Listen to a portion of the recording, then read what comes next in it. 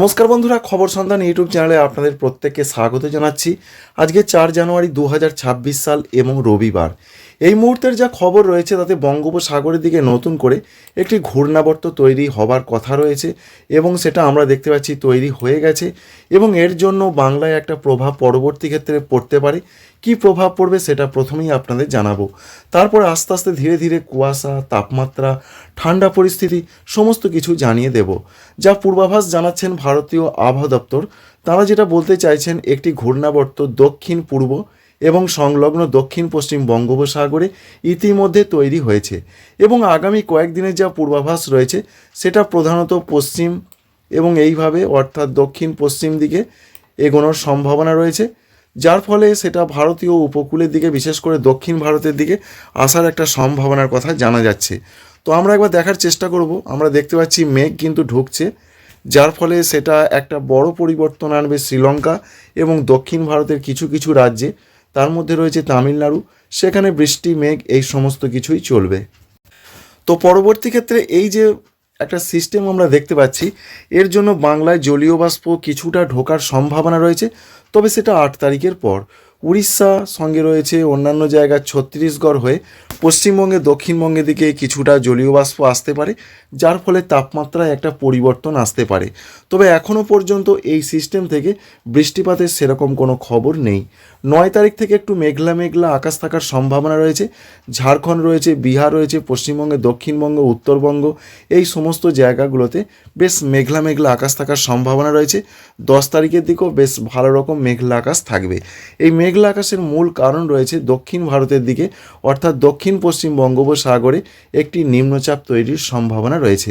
এই নিম্নচাপ থেকে বৃষ্টির সম্ভাবনা কতটা সেটা একবার দেখার চেষ্টা করব। বৃষ্টির সম্ভাবনা পশ্চিমবঙ্গে দক্ষিণবঙ্গের দিকে একদমই নেই, যেটা এখনও পর্যন্ত আপডেট আমরা পাচ্ছি। তবে দক্ষিণ ভারতের দিকে বৃষ্টির সম্ভাবনা চেন্নাই, এছাড়া রয়েছে অন্যান্য জায়গা যেমন আমরা দেখতে পাচ্ছি পন্ডিচেরি, এই সমস্ত জায়গাতে বেশ একটু মাঝারি থেকে 2-1 পশলা ভারী বৃষ্টিপাতের সম্ভাবনা রয়েছে। আর শ্রীলঙ্কাতে বৃষ্টিপাত হতে পারে। পরবর্তী ক্ষেত্রে কেরল এবং কর্ণাটকের কোনো কোনো অংশে বৃষ্টির সম্ভাবনা তৈরি হতে পারে। পশ্চিমবঙ্গে দক্ষিণবঙ্গে তো কোনো রকম বৃষ্টির পূর্বাভাস নেই। আমরা 11-12 তারিখ পর্যন্ত দেখার চেষ্টা করব কোনো বৃষ্টি আসছে কি না। না, সেরকম কোনো আপাতত বৃষ্টির সম্ভাবনা নেই। 16-17 জানুয়ারি পর্যন্ত পশ্চিমবঙ্গে দক্ষিণবঙ্গে কোনো জেলাতে বৃষ্টি হবে না।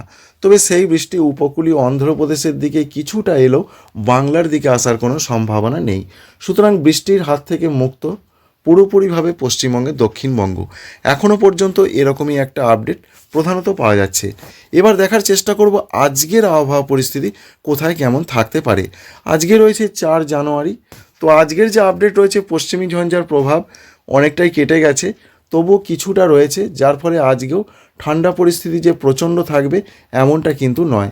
ঠান্ডা বেশ কিছুটা কম রয়েছে এবং আজকেও সেরকম সম্ভাবনা সবথেকে বেশি থাকার পূর্বাভাস রয়েছে। কলকাতার দিকে আমরা লক্ষ্য করতে পারছি 15-16 এরকম থাকবে সর্বনিম্ন তাপমাত্রা। ঠান্ডা মোটামুটি থাকবে, বিরাট ঠান্ডা থাকার সম্ভাবনা নেই।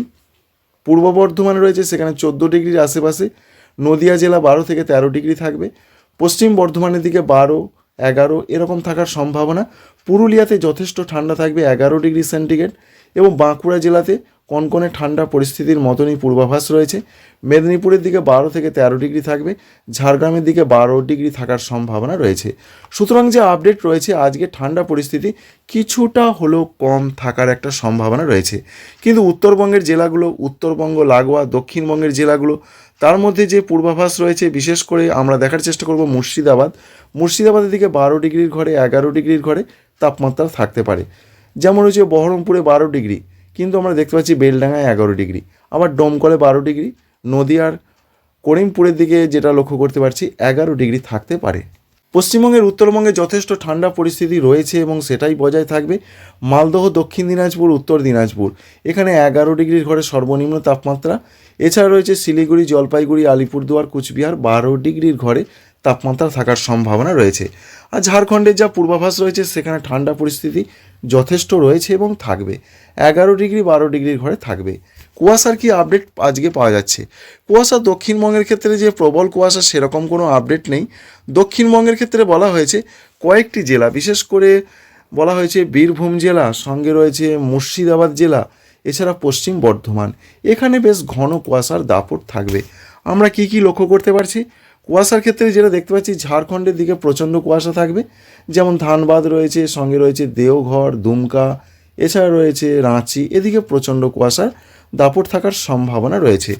অন্যদিকে তাঁরা যেটা বলছেন, আলিপুর ওয়েদার অফিস, তাঁদের যেটা বক্তব্য রয়েছে, তাঁরা বলছেন যে বীরভূম, মুর্শিদাবাদে ঘন কুয়াশা থাকার পূর্বাভাস বা কিছুটা সতর্কবার্তা, এবং পশ্চিম বর্ধমানের দিকে সতর্কবার্তা রয়েছে।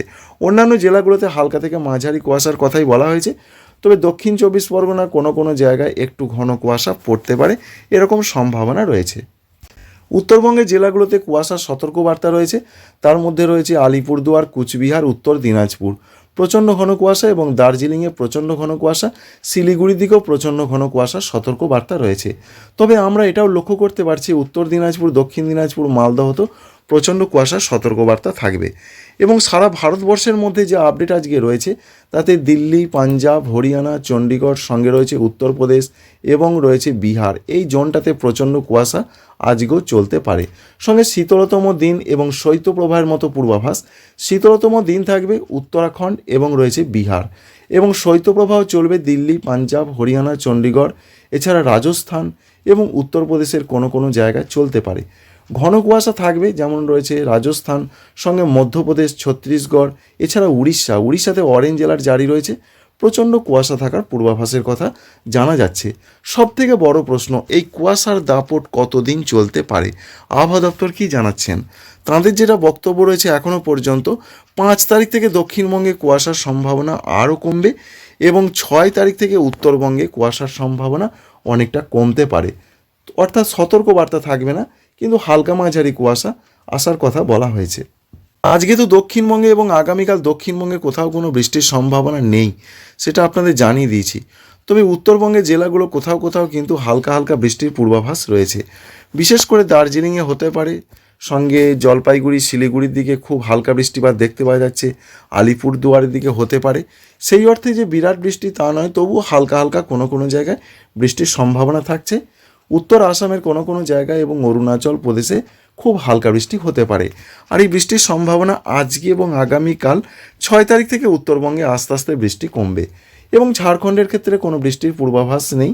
আর ত্রিপুরার ক্ষেত্রে যে আপডেট রয়েছে, সেখানে কুয়াশা থাকবে এমনটা জানানো হয়েছে, তবে যে অতি ঘন কুয়াশা সেরকম কথা বলা হয়নি, তবে বলা হয়েছে যে মাঝারি ধরনের কুয়াশা পড়তে পারে।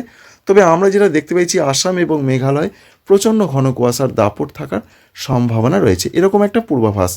ত্রিপুরার ক্ষেত্রে যেরকম পূর্বাভাস আমরা লক্ষ্য করতে পারছি, তাতে তাপমাত্রা যথেষ্ট নিচের দিকেই রয়েছে, কোনো কোনো জায়গায় তো 10-এর নিচে চলে যাবে, এরকম একটা সম্ভাবনা দেখা যাচ্ছে, 10 থেকে 11 ডিগ্রি।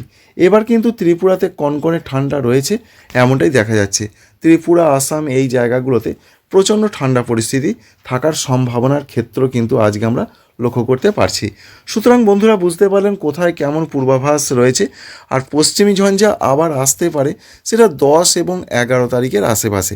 তার আগে আপাতত পশ্চিমী ঝঞ্ঝা নেই, এবং আজ থেকে তাপমাত্রা যে বিরাট বাড়া কমা হবে তা কিন্তু নয়। তবে আগামীকাল থেকে আবার কিন্তু তাপমাত্রার একটা পরিবর্তন আসছে। দেখুন, পশ্চিমী ঝঞ্ঝাটা প্রথমে একবার দেখিয়ে দিই।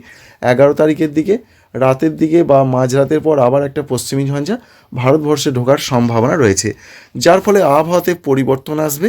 তবে নতুন যে পরিবর্তন, সেটা 5 তারিখ থেকে হবার কথা বলা হয়েছে। 5 তারিখ থেকে আস্তে আস্তে তাপমাত্রা আবার কমবে, ঠান্ডা পরিস্থিতি বাংলার জেলায় জেলায় বাড়বে, উত্তরবঙ্গেও বাড়বে, দক্ষিণবঙ্গেও বাড়বে।